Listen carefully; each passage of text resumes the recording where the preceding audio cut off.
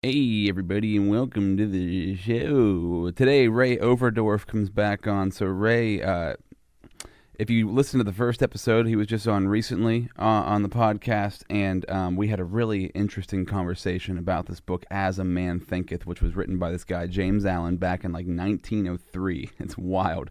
It's like a 40-page book. I'm telling you right now, even if you don't read, like, take the time to read this book, or like buy the Audible version of it or something. Have somebody read it to you because it's powerful, man. We did a whole like long course on this book, but I got together again with Ray to talk about a personality program that he put me through, and it's really helped me understand who I am a little bit better. I still don't fully understand who I am completely, but it has me a lot closer. It really pins you down as to who you are as a human. So if you listen to this episode and you want to talk to Ray and you want to find out more about it, it's like an attribute index, disc, and values index program that will like describe you as a human better than you even know yourself. Like, there's some really interesting stuff in there, especially this piece for me that was that I treat people like objects. I don't treat people like people. And even when I heard that, my brain was like, Rob, you don't treat people like objects. Don't let this personality test tell you lies about yourself. But as I talked to Ray more about it, and as I learned more about myself, there's a fantastic book called Leadership and Self-Deception that really helped me understand why I think the way I do and why I thought that I treated people as people when I was treating them like objects. It's mind-blowing. It makes me sound ridiculous. I feel like I'm ridiculous saying it, but it's all true and it's powerful, man. So if you're interested in any of that, please contact Ray and buy that book. Damn, is that book good? Leadership and Self-Deception. It's a group that did it. It's not like one author that did it, but it's a super, super powerful book. Make sure you check that out. Let's shout out to the podcast sponsors before we move any further, because they power this thing. They make it possible, and I love that they're a part of the show. So the Clay Cup, 1304 11th Avenue in Altoona, at The Clay Cup on Facebook and Instagram. It's coffee and creativity come together in one spot. If you love coffee, if you love tea, if you love painting, watercolor, and just getting creative and meeting good people and having a great time with yourself or with others, the Clay Cup is the spot. Sarah Vogel has been on this podcast plenty of times. Trade Secrets, which is located in Altoona. You can call Trade Secrets at 814-505-6942. So Steph and her husband, they create body care products, but they create them all in-house. Super original and super healthy for your body. Am I saying the word super too much? Sugar scrubs, bath bars, all-natural deodorants, bath bombs, soy wax candles, lip balms. They have it all at Trade Secrets. And Juice. Shout out to Juice. 517 Allegheny Street in Hollidaysburg. The Juice Bar on Facebook and Instagram. JOOS. Cold pressed juice and smoothies, smoothie bowls, bone broth, hot soups, raw vegan baked goods, and all that goodness for your body at Juice. Now let's get into this episode with my man Ray Overdorff. He's a wealth of knowledge. He's been on this earth for a long time, and I say that in a good way because he has so much information inside of him that he shares with me, and hopefully you get something out of it and he can share it with you as well. Let's get this thing started. This is Rob Z Radio. All right, welcome to the show, ladies and gentlemen. Back again, once again, with Ray Overdorff, the second time. Hey, good to be here. Glad to have you here. Thanks for coming in again. Thank you. Appreciate it. So if you want to go back and listen to the first episode, it's a couple episodes ago. You can check that out on the podcast. But as I said in the first time we talked, I've been taking courses with you now for a couple of months. We just had our second course, which was all personality tests, the DISC test, attribute index, and the values index. Yes. And I had taken some personality tests before, but I've never taken these, especially the expansive. I have my folder with me, which is like 80 pages of who I am. Yeah. If you want to find out who I am, it's right here in these 80 pages. It's super interesting, and this is... Well, it's magical. I'd love you just to tell us, Well, I was talking to Jim yesterday, and he said, I reviewed it. He was part of that same class. Jim Wirtz. And he was reviewing it, and he said, I just can't believe the accuracy. He said, this thing has nailed me. Yeah. In certain ways, it nailed me. In certain ways, we were just talking a second ago, me like lying to myself or whatever you'd want to call it, that I thought that I was somebody that I wasn't. Exactly. And that reveals that in here. So I'm reading through this, and I was saying in the class, like, this isn't me, Ray. This is weird. Maybe I took the test wrong because this doesn't explain who I am. But then as you explained to me, why can't I think of the word right now? Deception. Yeah. A lot of self-deception creeps in throughout life. Exactly. And that right now is what I've been really trying to focus on a day-to-day basis. But we'll get there in a minute. I guess if you want to find out who Ray is and what he's all about, you can go back to the first episode. But let's just talk about how you got involved in personality tests and how it's kind of shaped your life, because obviously you've been involved with this for a long time and taking these, correct? Well, if you went back before, I really didn't have much time for personality profiles, quite frankly. I mean, I thought, because a lot of the ones that I had seen early on, you would go in, you do the personality profile. It would say this is what you are, and so then you need to behave in a certain way because this. And they had a tendency to want to slot you, you know. Oh, okay. And so I've been exposed to different ones, and I really didn't use them that much in my consulting practice until probably in the 90s somewhere, where I came in contact with Jay Niblick, who is really the founder of Intermetrics. And this work was started by a guy by the name of Robert Hartman, and he was from Germany. And he was a scientist, a mathematician. And he had lived through the Holocaust, you know, and he had seen what he believed to be the worst of humanity. Mm-hmm. And he wanted to be able to say, how can we do a profile that's going to help people to see where their strengths are and what the good in life is, the good of humanity. And so he set out to do the work, and he did the work. And he had it completed, but he never brought it to market. And Jay Niblick was doing, I think, maybe a master's or something in one of the colleges down south, and he found this in a foundation.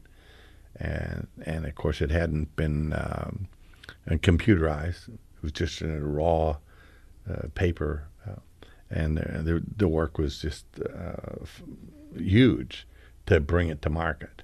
So he and another guy put it together, and of course I'd kind of met Jay before, and so that's how I came in contact with it originally. And when I took the test the first time, I thought, you know, it was just so right on.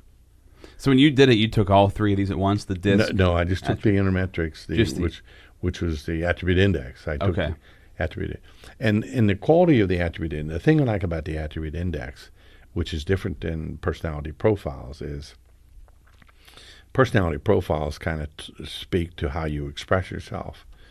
And what the attribute index does, it goes back a step beyond that. And it really looks at how do you think. Mm-hmm. And so when he put it together, it was designed to determine how you think, and then he looked at what the common areas of thought are, you know, like systemic, looking at the big picture, you know, and what life should be, ought to be, based on what your thinking was and what your experience has been.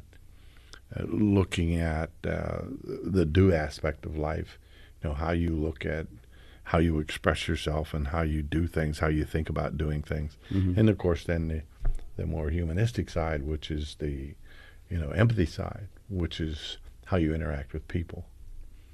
And when I saw this and I saw the results of it, and I knew at that time that this was a tool that could really help people in identifying their strengths or what they were really good at.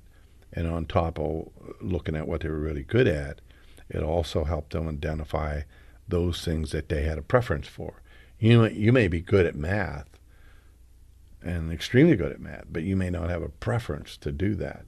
So aligning, you know, where we should be in our role is if here's something we're really good at, but we also have a preference for it. Yeah. You should be doing that every day. Yeah. because by the end of the day, you're going to have more energy than you had when you started. So when you get in that zone, when you really aligned, then that makes a tremendous difference. And that's where a lot of people get stuck, right? You'll find that you're really good at something in school. You naturally are talented at it. So automatically your parents or teachers or even yourself, you think, well, that should be my profession. You go into that and you're good at it, but you're miserable doing it. Like you're talented in it, but you don't necessarily want to do that for the rest of your life. You could be doing anything. Maybe you could be mending you found a rabbit in the backyard and you're fixing its leg, and your grandmother says, you should be a doctor. Right. Doesn't make any sense at all, but you accept that input and then you take it and you run with it. You find out that you don't have any of the attributes for being a doctor, or most of the attributes you don't have. That's not where you should have been. Yeah. Or it could be something. I'm just using that as an example. But it could be anything. The suggestion, and we kind of live our lives responding to suggestions unconsciously. Right. Well, we talked about this in the first one, but one of the most, I think, impactful things that you've taught us is like we have 70 to 80,000 thoughts a day, and what's the percentage of those thoughts that are just repeats of things we've heard before, and we're just kind of telling ourselves that over and over again? Well, they used to say like 88%, 85%, but now they're saying it's up to 95%. So like that. So 95% of the time you're telling yourself a story that you've been telling yourself for years that maybe somebody else told you that might not be the correct story. It's contaminated at best. You know what I'm saying? I like the way that's a good way to put it. It's contaminated at best, and probably a big portion of it is untrue. Mm-hmm. But yet we use that as the lens through which we see the present moment and determine how we're going to act with that. Yeah. And I think the closer you can get to what your real strengths are, the closer you can get to where your preferences are. And then that's when you begin to step into your own genius. And we say this about organizations. There's genius in every organization. And that genius lies deep within each individual.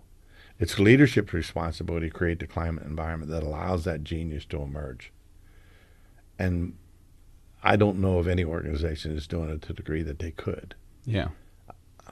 I know some that are doing some of it. But they don't realize the genius that lies within that organization by helping people to identify what are your strengths, what are your preferences, put them in a role where they can execute on their strengths and their preferences and watch them fly. It's unbelievable what can happen. And its time has come, but yet people were slow. You can get a good idea, but it's 50, 60 years or 70 years before it really gets to the public or where they're really utilizing it. So when did you first take the attribute index? When did you first find out about it? Probably in the early 90s when I first took it. Wow. Yeah, okay. Yeah. So I'd taken other tests before, which I kind of blew them off because there's value there, but I didn't see the value that I saw when I took attribute index. And that's when I thought, boy, when you're going back and you're going back before the expression, you're going back to the thinking process, and the fact that you're looking through these different lenses, the big picture lens, the execution lens, and the empathy lens, the people lens, and you have a raw score that says you have a competency level for each of those, you have a preference for each of those, a bias for each of those, and then on top of that, what the vehicle does, the tool does, it also looks at it, looking back at you, not only how you see the world, but how you really looking back at yourself, and then that's really where the power comes in. And that can be terrifying. It can be. That's scary for a lot of people. One of the reasons I wanted to talk about this was because I never thought that these were like complete BS, but I always thought like, oh, right, like it's going to tell me who I am. Like I know who I am, I know the person that I've already become, and you take these and you realize, because I took yours and I've taken probably 4 or 5 other ones, and it's very interesting that you'll kind of it'll reveal things about you that you think aren't true. That was one of the biggest takeaways for me, was like, it was telling me, which you helped me with buying the book Leadership and Self-Deception, which is an incredible book that I'm still rolling through right now, that I've already gotten so much out of. But it talks about how some people see people as objects, and they don't see people as people. And this happened in class, and I said to you, well, I love people. I've many friends. I feel like I care about people, and went on this. In my mind, I'm going through this long list of things about why I do see people as people, and you didn't really say anything. You just said, well, get this book, and it might help you answer some of these questions. Exactly. So I got the book, and really the base of the book is trying to help you understand how to really see people as people, and not a person as an object that you're trying to. How would you say that? Taking a person and trying to control them to make yourself happy, or trying to deal with them or cope with who they are. One way to say it, Wayne Dyer said it, I thought probably is best. Maybe it wasn't Wayne Dyer, it was somebody else, but if you see people as objects, it's like looking at people as an orange, and you just squeeze them for all you can get, and then you throw them in the trash. Right. So you're really looking at that person. You're really trying to manipulate their talents to benefit you or your company or your organization. And we really need to be more holistic about that. We need to look at and recognize people as being human beings. Mm-hmm. If you really want to bring out the best in people, and so that just makes a huge difference when you. The interesting about Attribute Index is that once you do the tool, and you get the information back, I mean, your level of awareness elevates tremendously. You can probably speak to that yourself. Yeah. The fact that you said, "Oh wow," but not only for yourself. Guess what? You start being able to better communicate with other people because you see where they're coming from. Yeah. You understand who they are. Yeah. And what their mission is, or their purpose. And you can see, you start being able to recognize their thinking style, their thinking process. The other thing I like about the Attribute Index is, or there's two things. One is there's a validation score. So some people think, I'm pretty sharp, I can out-manipulate this tool. Well, the truth is you can't. And that's a huge thing, right? People think, I can manipulate this thing and have it answer how I want it to answer. No, it can't do it. Now, why can't it do it? Well, because why can't you do that? Well, that's one of the things that he incorporated into the test was if any of your answers, you're going to, the way the test is designed, you're going to have some answers that are incongruent. That's going to happen. Yeah. But he put a kind of a litmus test on that. He said if there are answers that are incongruent, either one way or the other, if it goes to a certain number, and that number might be 3. So if you have 3 answers that are incongruent, then that's gonna destroy your validation score. Mm-hmm. And so it'll cancel the test, and pretty much it'll give you a score that's too late. You'll see your validation score there is, I can't remember, yours is in the 90s, I think. Yeah, my it was like at 93, and then like a 73, I think, or something like that. Which how low does it go to where? And somebody listening might not be able to understand this, but it's important to know, because mine was a 0.93 and a 0.79.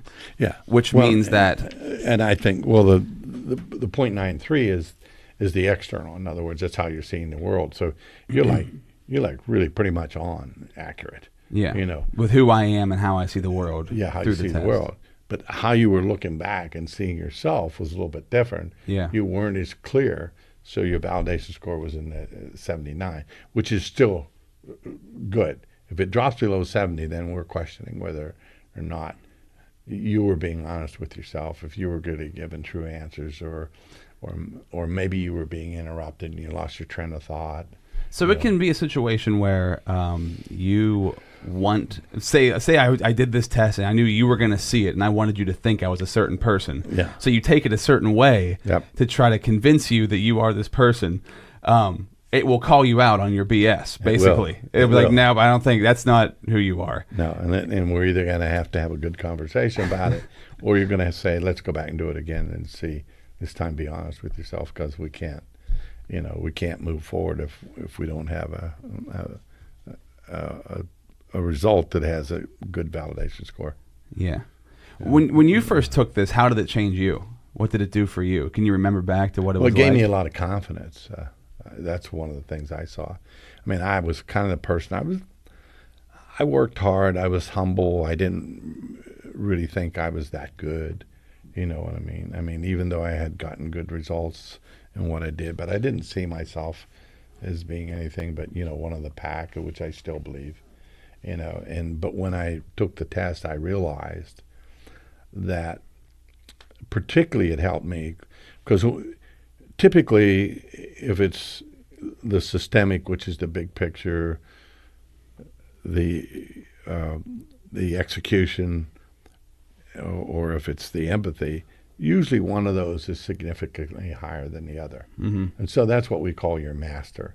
So that's kind of the one you're going to serve the most. And particularly under pressure, you're going to serve that one. And maybe when you're not under pressure, you might be more able to see the other two. But the other two could be what we call blind spots. So you may not even be seeing that. One of the things I had noticed in my career was that there were so many people that just didn't see what I was seeing. And I just thought they didn't care, But they actually really can't see because that's not the way they weren't seeing it, right? And that really changed. So that was an eye-opener for you when you took it? Huge for me because I ended up being what they call a triple master. So I was... Black belt. Yeah, a blue belt, whatever. I was high in all three, which just means that I was looking at a lot more information all the time. Yeah. I'm looking at how's this affecting the people. I'm looking at how do we get it done? What's the big picture? What are we missing? So I'm scanning a lot more information. When you're a triple master, you're looking at all these things, which in the end maybe can help you. But in the short term, sometimes it could slow you down because you're just doing a lot more processing. Mm-hmm. And I think it would benefit, people listening too, just to see some of this. So if you're listening, I'll put this up on my Instagram on the IGTV. It's like the Instagram, the TV add-on they just put on. I'll put a bunch of my stuff up on here so you can kind of see the person that I am. You sure you want to put that out there? Yeah, why not? What the hell? I feel like it would be a good thing for me and for other people. But I'll put up some examples. So if you're listening to this and you're like, what are they talking about? Because it might sound, it's confusing. It was when you gave this back to me and we went through this. It's complicated. Oh, yeah. So I'll put some of that up there so you guys can see some examples of what we're talking about. But I think just in an overall encompassing, if you were going to kind of put it in a nutshell, this just explains how you interact with the world and how you view the world interacting with you, or you interacting with yourself. Yeah. So it's it determines what you are from a thinking perspective. Yeah. And then we really didn't. I had done DISC before and I had done values before, but when I did the original Intermetrics Attribute Index, the DISC and the values weren't part of it. So when I walked away from it, I was sold 100%. And I signed on, bought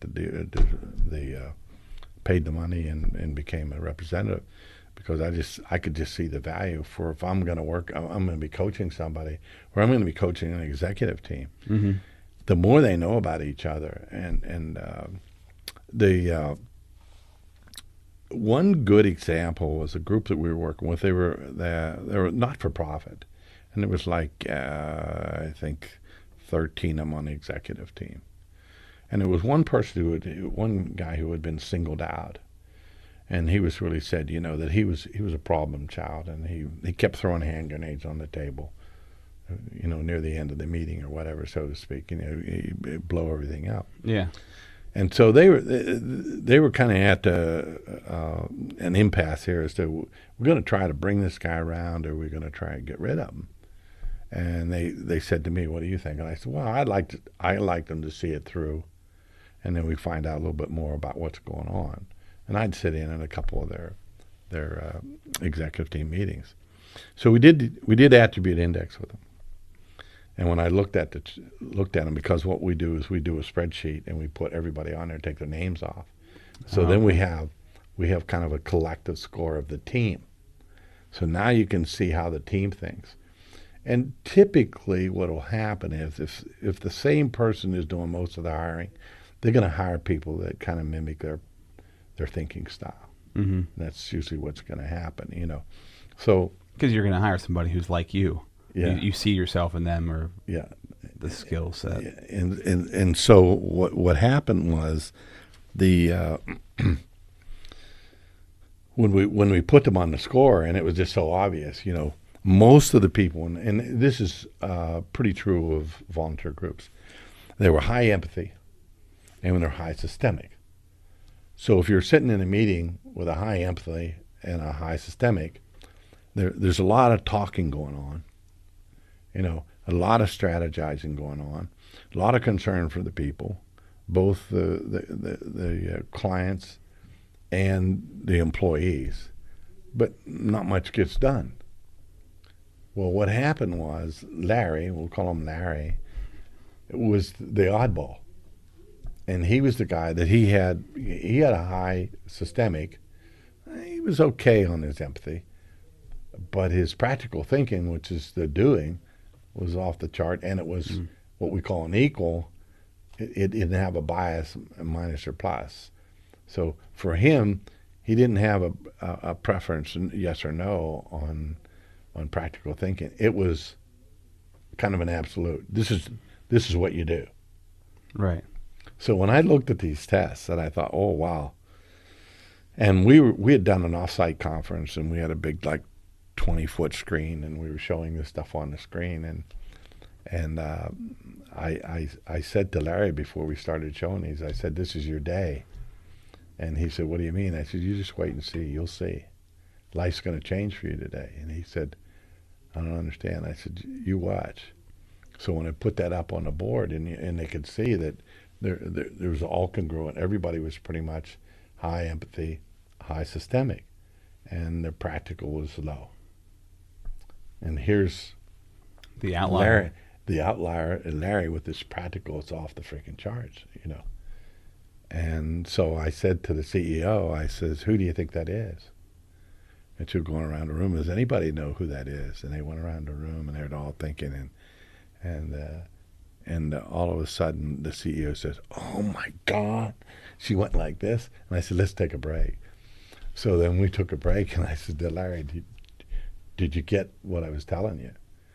Well, from that moment on, Larry, instead of him being the guy who's throwing hand grenades, he became the go-to guy. I mean, he became the hero, because they would do all this strategizing, and they would be concerned about the people.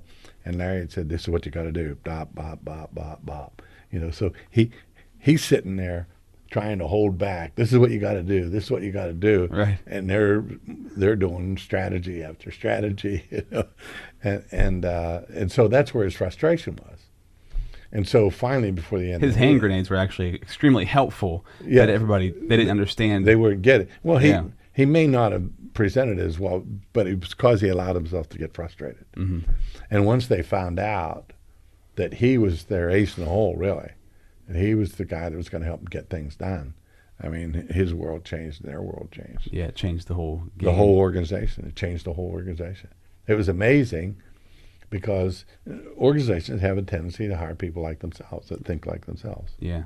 And so just in that case, this changed their whole profile of their executive team. Well, I guess you see that look at any tech company now, right? They're mostly liberal, leaning on that end, and they hire the same. So they've come into issues where they're skewing their news towards liberal news and that sort of stuff, and people get on their case about it. And it makes sense. If the person running it is that way, they're gonna gravitate towards. It's hard to gravitate towards people who aren't like you, right? You have to really challenge yourself to do that. And that's another value of the tool. If people were doing the hiring or aware of this tool, then they can think about thinking. Right. Instead of doing it automatically, subconsciously, start thinking about thinking and say, well, we want a well-balanced organization, because we're doing more than just one or two things. We're doing a lot of different things. Yeah. And that requires different strengths, different attributes, and people that think differently. And so we're going to get more synergy and more performance out of the people. Do you think, like, at what age should you first take these personality tests? Because I wish I would have taken this, I don't know if in junior high how much it would have. I mean, I'm sure it would have helped in some way, shape, or form, but it seems like high school for sure it would have made an impact. College for sure it would have made an impact. And then kind of updating as you went along throughout life, taking it again and again and again. I think I gave it to my grandkids when they were in either junior high or first year in high school. And they found it to be a big asset to them because it revealed some things that they weren't aware of. Yeah. And helped them to better identify how they were approaching their aspirations for their career. I mean, this should be a course in school. Sure. It would be fantastic. It would be unbelievably beneficial. Sure. Have a course on this, a course on what interest is and what insurance is, all the things that you're like totally confused. You mean like about. Life skills? Is that yeah, what just you're talking basically about? It's a life skills class. Yeah, it'd be Yeah, simple, right? Yeah. You should teach it. Come on, Ray. Let's put the class together. Yeah. But it would be so powerful. I mean, I can't imagine taking this in 8th grade to figure out who you are. Even like try it in 6th grade and see what that does. It couldn't hurt anything. I don't know what it would hurt. I mean, I'm sure that Jay has some background on when the best time to begin to introduce that test. But I think the earlier the better, and it's probably then, once you finish college, it's probably going to change then because you've had some different information came to you that you probably weren't available to. But the thing of it is, you have a natural thinking style, and you can, through your own work. I mean, one of the people we worked with, he had a relatively low empathy score, and he focused on that, and he decided that, and we had many like this, that was something for his role that he needed to be stronger in his empathy, and he went to work on it, and it was amazing how much he changed that score, and of course that's helped him in his profession. Yeah, and that's the cool thing is you can readjust who you are then. And that's where the leadership of self-deception from the Arbiter Institute came into play, because I'd given him that book and I said, look, let's digest this book and let's go through and let's see what you need to change about how you see your prospective clients. Mm-hmm. And he was seeing them. He wasn't discourteous. He was polite. He always did all the right things, but he was seeing them as an opportunity to do business rather than seeing them as people that he can help, that need help. So he was actually looking at them as an object, right? Not knowing that he was looking at them as an object. And that's the crazy thing is, without even, because this is for me, and I assume it was the same for him, that you think that you're looking at them as people. Yes. You don't think like, oh, I'm just trying to take advantage of this person. That's my main goal. I mean, some people are like that, maybe Machiavellian or whatever the personality trait would be, but never occurred to me like, oh yeah, that is. But maybe you're not even trying to take advantage of them. You're just seeing an opportunity. Yeah. You're saying, oh, this guy's pretty good. I can benefit from a relationship with this thing, as opposed to let me get to know the person. We teach in our coaching classes that number one, always respect the individual first.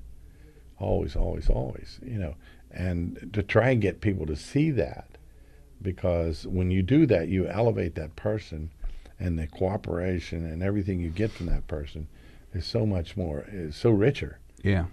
Than if you're just seeing them for what they can do. Yeah. That was one of the things that I intuitively learned, probably from my grandmother. But when I went into management and leadership, I always respected the person for who they were, and then we looked at the performance, but we're really concerned with the individual. If I build a good relationship with somebody, I may know they're a poor performer, but I can still have a good relationship with somebody, even if and I can help them become a good performer. Mm-hmm. But if I don't connect with them, I'll probably never get them to be a good performer. Yeah. I mean, I got to make that connection with them first, and that's continuously, Right. It's not just like one time, and it has to be sincere, and it has to be authentic.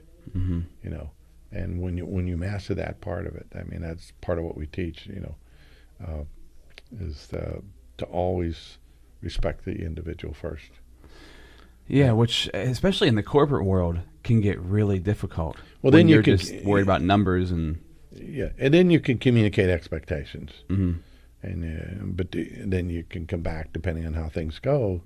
You can also, if people make progress, maybe they didn't make as much progress as they wanted or as you wanted to see, but you respect the person and you praise the effort that they put forth rather than condemning what went wrong. I mean, somebody does something, it doesn't all go wrong. Maybe something goes wrong, but let's highlight what went well. Yeah. And then we can talk about how we can improve what didn't go so well. And if you have good respect for the person, they're open to that. Mm-hmm. And that's how you grow people, and that's how you improve performance and grow organizations. You were saying when you, I don't know if it was when you first took the DISC test, but you were a high D when you were on the DISC. Yeah, it was. Which means you're very assertive. You were like authoritative. What are the attributes of a high D? Well, you're straightforward. Okay. You're outgoing. You're direct. And the first time I took it, probably I was in that role too. Mm-hmm. I was probably doing a lot of things, and I'd been in leadership roles, strong leadership roles. I'd been in a company that was very autocratic in terms of their leadership style. So I think probably some of that kind of worked over. As time went on, I started realizing more and more and more that becoming an influencer as opposed to a director. Did the test wake you up to that? Was that something that kind of, or did you do that on your own, that you realized you needed to shift that? I think the first time I took it, I wasn't really that happy with what it told me the first time. And actually, it wasn't intermetrics. The first time I took DISC was actually before I took the intermetrics. And then later on, intermetrics got the attribute index, and then they got the DISC. And so I took the DISC again, and I seen dramatic change. And your I went way up, which is like individualistic. Yeah. And your D came down. Yeah, you're more of an influencer. Yeah. Right. Persuader, promoter versus a director. Instead of a sergeant, you're more of a persuader, promoter. Not being as forceful with what you're doing, more of persuading. More effective. Yeah. But you get less resistance. You're more effective. So somebody would see a high D, or I mean, you would see yourself as a high D and be like, "Oh, there's good traits to that, right?" I mean, there definitely are good parts to being that, especially in the world you were in, in the corporate world. You needed to be that person. Yeah, well, a lot of them were. It was it was like out of necessity. Almost, yeah. But you realized becoming a high I you could still be the same person, but get more out of people. I could actually get more done. Okay. And create a better, stronger organization. Not that I wanted people to like me. I just wanted people to like their job. And I wasn't really concerned whether they liked me or not, but I wanted them to like their job and enjoy getting the job done. So I found that if I could get them more engaged, and they could help them take ownership to what they were doing, then this was the tool, and I saw it change dramatically.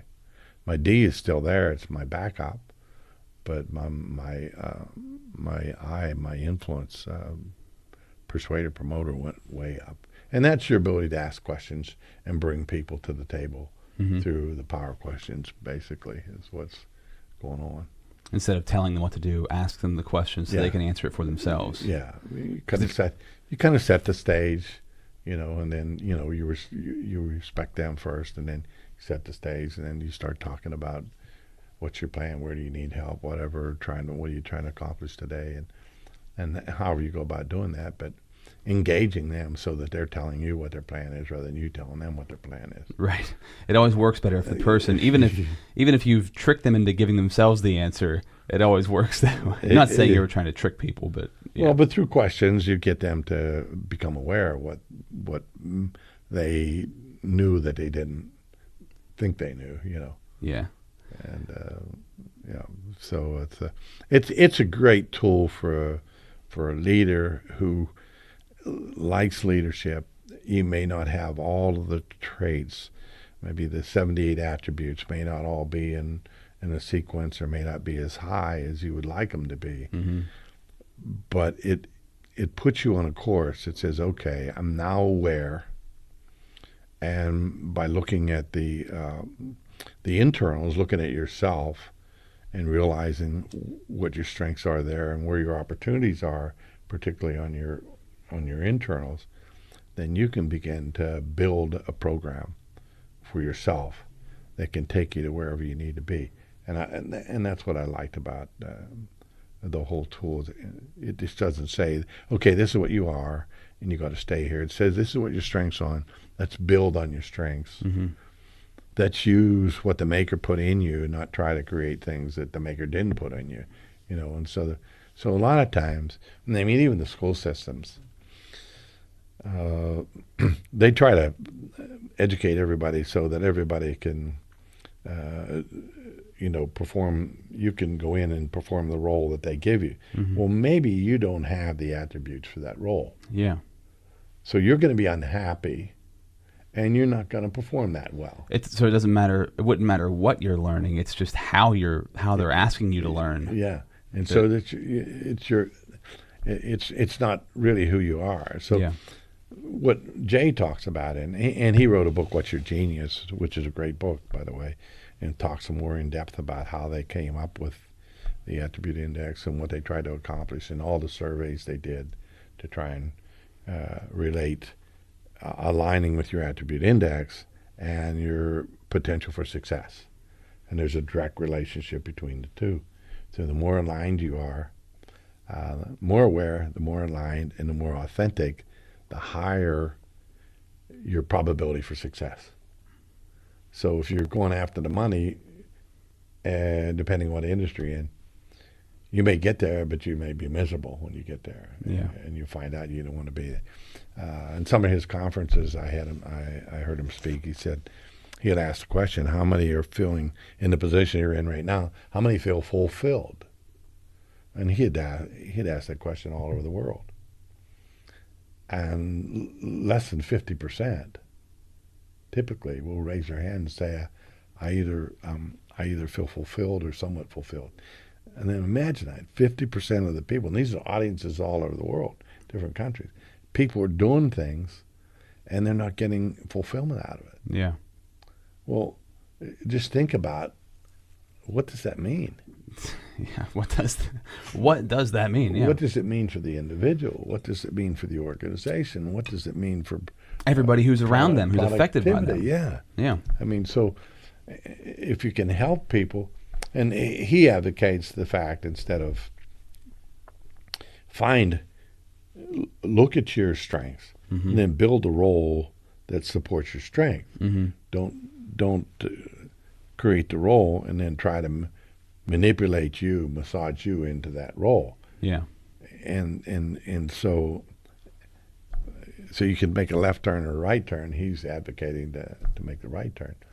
In other words, build a role that supports the attributes of the individial. Sorry, go ahead. Yeah, and there may be some little things that he's going to have to do that maybe aren't in his, in his zone, his strength zone, but still, or her, whichever, mm-hmm. Make a big difference.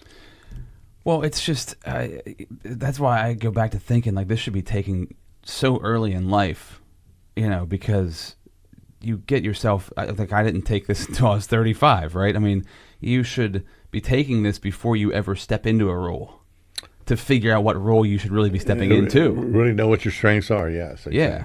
I mean, that could change the trajectory of your life, of your high school life, of your college life, of just going, whatever you decide to do, you would have a direction to go in instead of like a lot of people, and me included, kind of wandering aimlessly for a long time and not really knowing where to go. Like you wouldn't go to college undecided. If you took this, I imagine you wouldn't go to college undecided. No, because you would have a plan. Yeah, you would try and match your curriculum up with where your strengths were. Yeah, and that could be a part of a counselor, right? Yeah, they can counsel you into absolutely.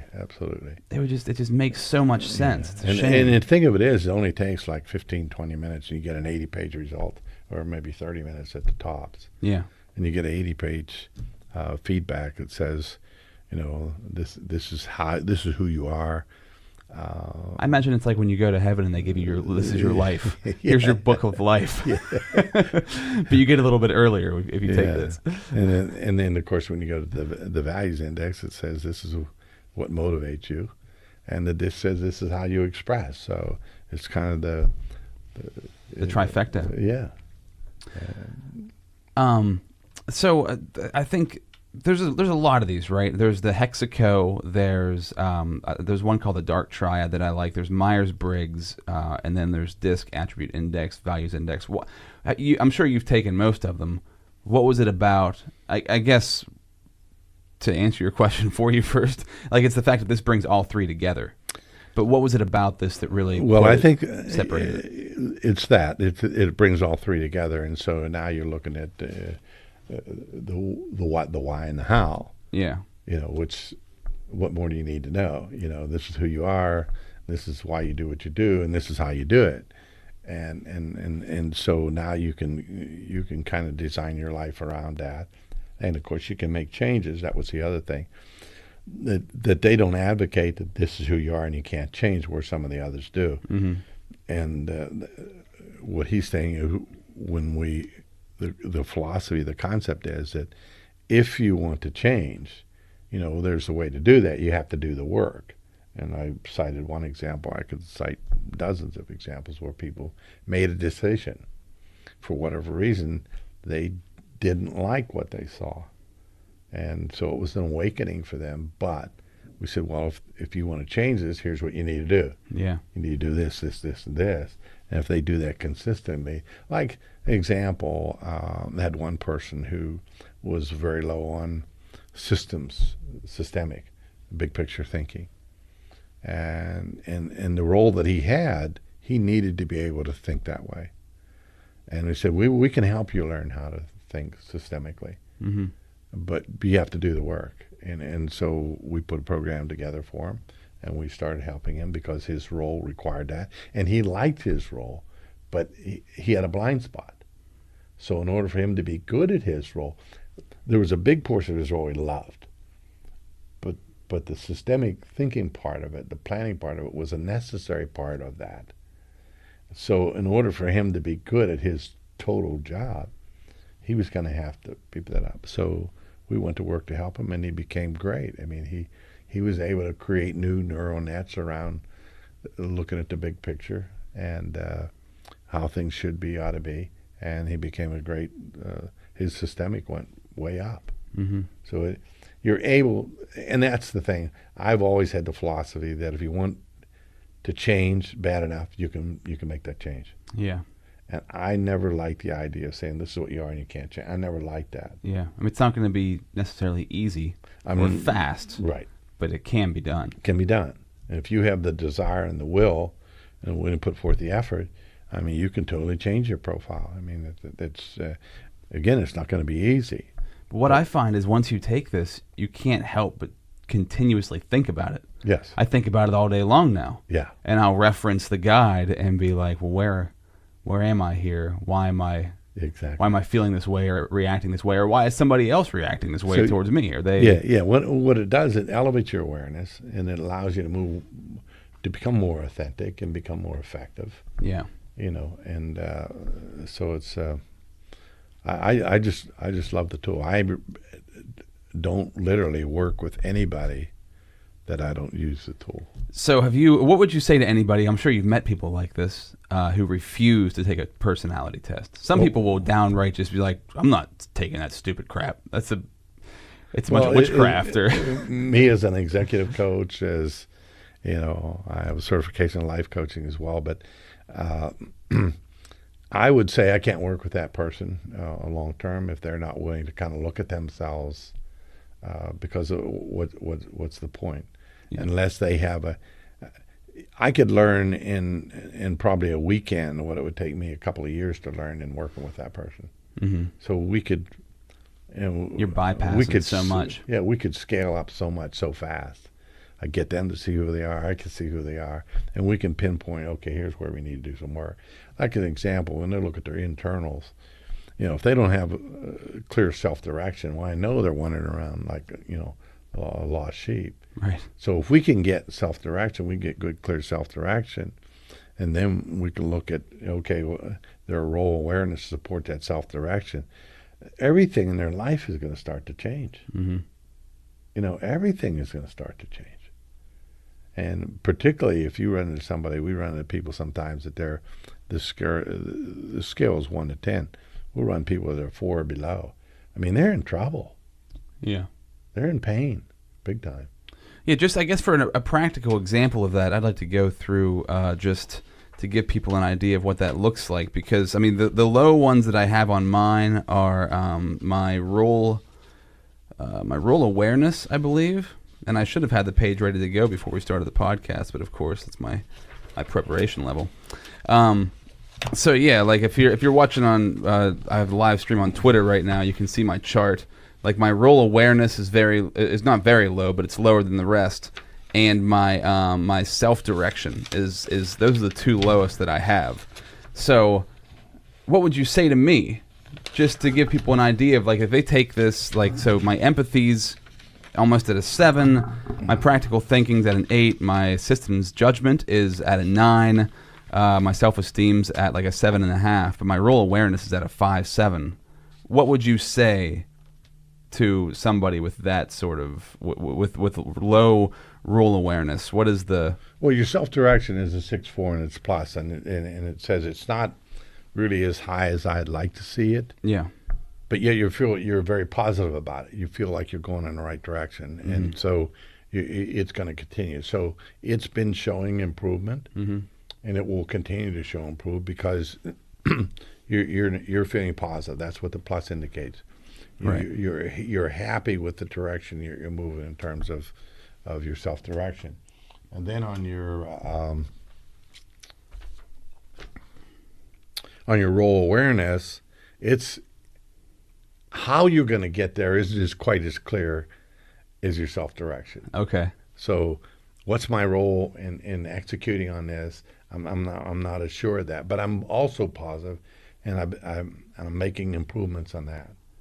So when you can get those two up in the 7s and 8s, I mean you're flying. That's when you're a triple master. Yeah, you're flying. Yeah, and of course when you get on the externals, you get them all above in the 8s or 9s.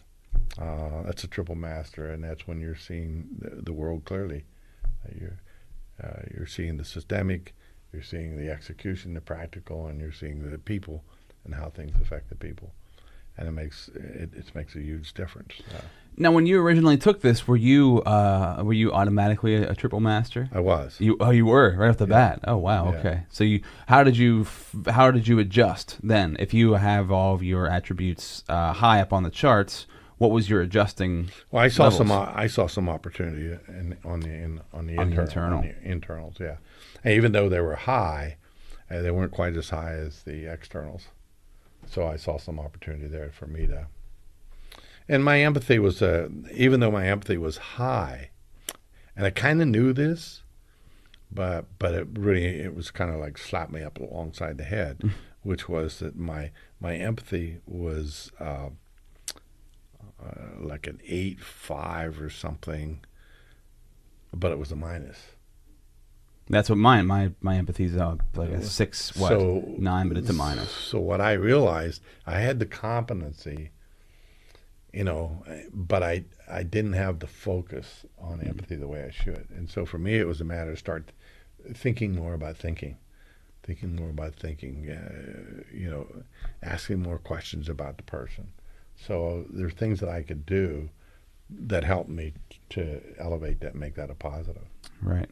Because if I'm not thinking about it, then I probably maybe I would ignore it. And I had the capability, had the competency. Yeah, but it wasn't one of your main focuses. But it wasn't a top preference. Yeah. And so therefore it had the potential to be a bit of a blind side for me. Yeah, so this can just, I mean, when do you take these? Do you take them every couple of years? Do you retake it? Well, I encourage people to take them every couple of years. The first one is if somebody wants to improve their performance or they're changing jobs, or even if you're running a company and you're interviewing people to promote them into a leadership position. I mean, I highly recommend that you do the advanced insights, which includes the attribute index, the DISC, and the values, because it tells you whether that person's they're ready for that position that you're going to put them into, or whether they're not. Yeah. And they may have been good performing at where they were, but now you're stepping into a different level of thinking and performance, and it needs to be looked at. I mean, it's huge. Again, you may know that person for a lot of years. You can learn in a couple of hours. Do psychologists or psychiatrists use these? Some of them do, yeah. Because they would really, I mean, that would really help. Yeah. This would help to, like you say, to bypass a lot of that information that might take years to get out. You could cover a lot of ground right here. Yeah. As a matter of fact, my one granddaughter just graduated from Rochester University in their psychology department. I haven't talked to her other than I said, we need to take that again. I haven't talked to her about whether or not they took some of these types of things in her curriculum or not. I didn't. I don't know. I always think of whenever we're talking about this, it pops in my head. I was in radio for a long time, and towards the end of my radio stint, they started having the DJs write up, like if you were like a program director for the radio station, so you were like planned everything, you got the contest ready.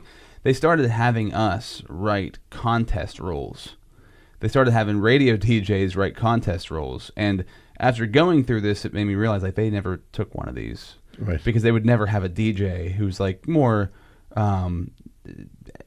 just not exactly great on the minor details and those sorts of things. Not good at sitting in front of a computer and mapping out contest rules. Right. Like more of a creative atmosphere and kind of free flowing. It'd be the wrong person to have write that kind of stuff. Right. So if they would take this, they'd probably realize, well, that's the wrong move. Yeah, you want somebody that's highly analytical. Because it would take me hours to write the contest rule. It would drive me nuts. It would make my brain hurt. And I couldn't figure out how to do it. Right. And they'd send back revision after revision. And I'm like, oh, this is taking me forever just to get one set of contest rules done. Yeah, you belong there. Yeah. It's not my strong suit in any way, shape, or form. And that's the great thing about it. It's just in your case, I mean, you're going to see, and you're already seeing it, where you're getting clearer on your self-direction, you're getting clearer on your role awareness, and that's what it's saying. They're both positive. Mm-hmm. And that's what I've thought throughout the years. I'm like, man, I feel like I know what I need to do in my life, but I'm not doing it. So this kind of put it on there as like, look, that's true. You do know what you want to do. You know what you want to do, but you're not quite figuring out the way to do it yet. Right, and you're getting clear. Yeah. And as you get more and more clear on this, and your role gets more and more clear, then what will happen is your externals will begin to rise up. To rise up as well. And just because you're more sure in yourself and your direction in life. And and you've got another thing that's really good for you. You've got a good, strong self-belief, a good, strong self-esteem. So you feel good about yourself personally. Mm-hmm. Now this is looking at the performance side of it. Right. You may have somebody that's really, these are pretty high, but their self-belief, their self-esteem is a little bit lower. So, they're always on shaky ground. Yeah. But so this puts you on solid ground, and as these go up, you're just gonna see yourself do better and better. Now, see, I would have loved to have taken this in 8th grade. I bet my self-esteem would have been very low. And it would have been nice to see throughout the years. Negative. Pointed south. It'd be awesome to see that and then watch yourself progress throughout the years. That's probably a great experience. Yeah. Like your grandkids that you had go through in high school and they keep retaking it. Yeah. Yeah. They're lucky to have a grandfather like you. Yeah. That's amazing. Hopefully. All right. So I guess to wrap this up, if people want to do this, if they want to take these 3 tests and do it with you, the advanced insights, how could they get a hold of you? Because you kind of you do this for people. You'll put this all together and help them do it. Just email me at ray@trueadvantagegroup.com. Ray@trueadvantagegroup.com and say, hey, Ray. Hey, Ray, I want to do this. I need to figure myself out. I need to know me better. Cool. Well, thank you. This is so insightful for me, and hopefully other people got something out of it as well. And like I said, if I'll put it up on my Instagram, so Rob Z Radio on Instagram, the new IGTV, which is like the TV app for Instagram. I'll put a video up of me going through mine so you can get a better idea of what this is and what it looks like. And then ray@trueadvantagegroup.com. So if you actually want to do it and have a professional take you through it, you'd be the best one for that. Love to do it. And you can take any personality test. Right? I mean, Hexaco is free online. Myers-Briggs, I think, is free online. So, I mean, you can take those as well. But I think this one, and I've taken all of them, and I think this by far is the most comprehensive and the most well-rounded. So it makes perfect sense. And the other thing is like 90, and you can attest to that, and everyone else that I've ever had participated, it's like about 95% accurate. You know, it's not like, you know, if we take all three of them, we pretty much know what your sock drawer looks like, you know. A mess. Mine is a mess. Yeah, pretty good. So we kind of know how you're going to react in almost any situation. Yeah, and it's good, I guess, to take this also with a professional because you are then able to fill in any questions. Because I had questions, I didn't really believe. I didn't bring them with me, but I got 2 3-ring binders that are about that thick. Yeah. On backup information and knowledge. Oh, okay. Jay's written 2 books. I mean, we're seeing the cream of what's behind this. You know, when I talked to Jay about, I'd like to understand how this thing works. He says, "Well, you got $30,000 in a couple of weeks." He said, I'll expose you to it." And I said, "It's all right. I didn't want to know it that bad." You know? So it's very complex, and it's easy to do. You know, that just grab and drop. I mean, and that's another attribute. That is more accurate than rating like some of the ones that go 1 to 10. So when you do the grab and drop, they're able to elevate the accuracy. Oh, okay. By doing that.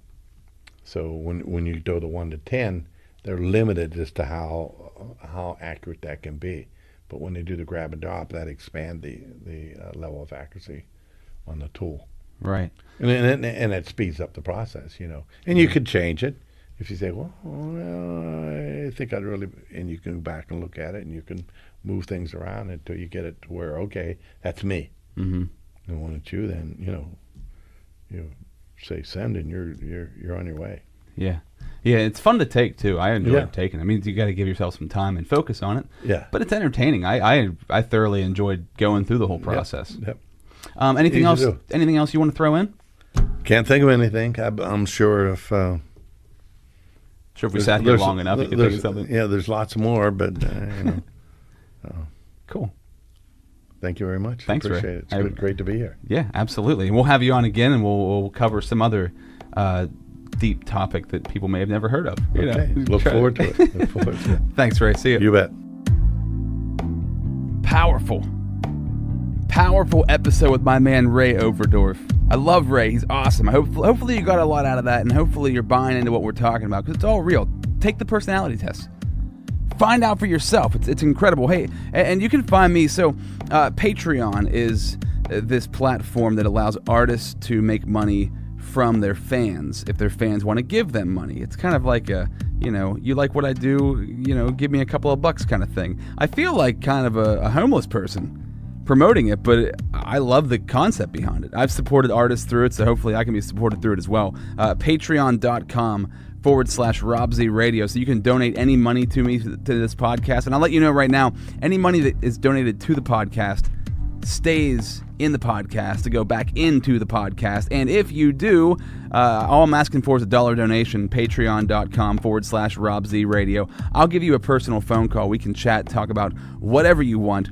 Speaking of talking about whatever we want, the reason this whole thing happens, the reason this podcast is alive is because of the sponsors who are a part of it. So thank you to Harlequin Pepper Yoga. I love yoga. It's a big part of my life, and Aaron teaches that at Harlequin Pepper Yoga. Right now, if you use the discount code Rob Z, okay? Use that either in-store if you walk in at 320 Allegheny Street in Hollidaysburg, or search Harlequin Pepper Yoga in the App Store or Google Play. You will get 1 month free. Code word Rob Z. 1 month free toward a 6-month or a year membership. And to Sports Evolution, my dude Alan, who teaches me Gracie Brazilian Jiu-Jitsu.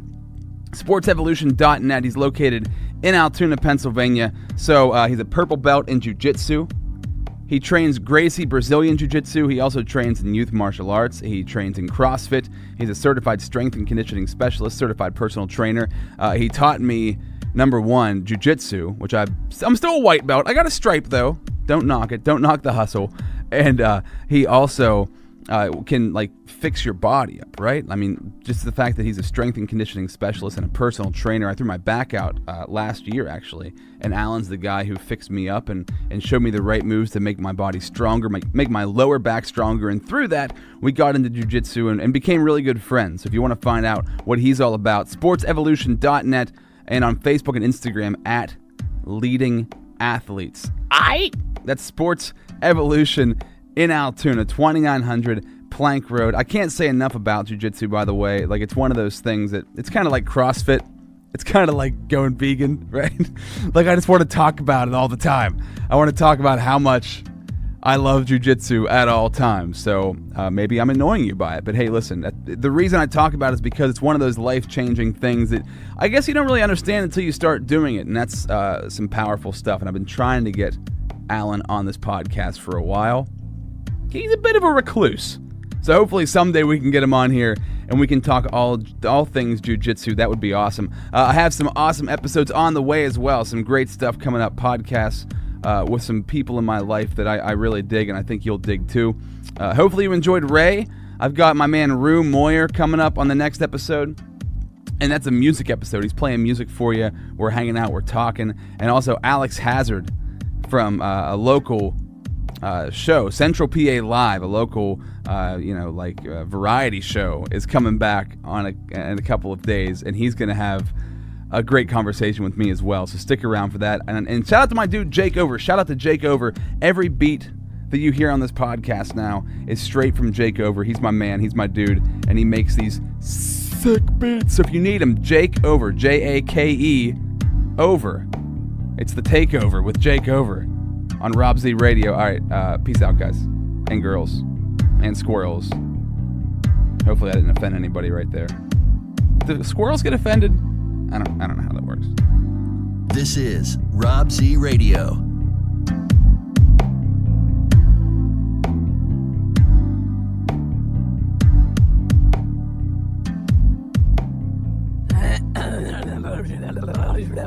That's brutal.